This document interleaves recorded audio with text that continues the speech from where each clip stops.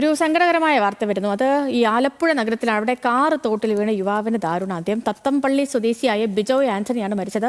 പുലർച്ചെ 2 മണിയോടെയായിരുന്നു അപകടം. ദേവൻ എംപിയുടെ ദേവൻ, എങ്ങനെയാണ് കാർ അപകടത്തിൽപ്പെട്ടത്? എന്താണ് വിവരങ്ങൾ?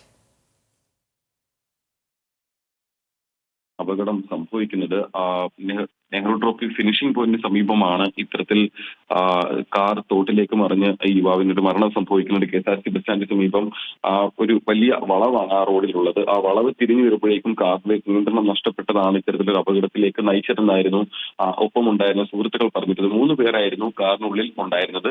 ഈ കാർ തോട്ടിലേക്ക് വീണ ശേഷം 2 പേർ നീന്തി രക്ഷപ്പെടുന്നുണ്ടായിരുന്നു. എന്നാൽ തത്തമ്പള്ളി സ്വദേശി ബിജോയ് രക്ഷപ്പെടാനുള്ള ഒരു സാഹചര്യം ഉണ്ടായില്ല.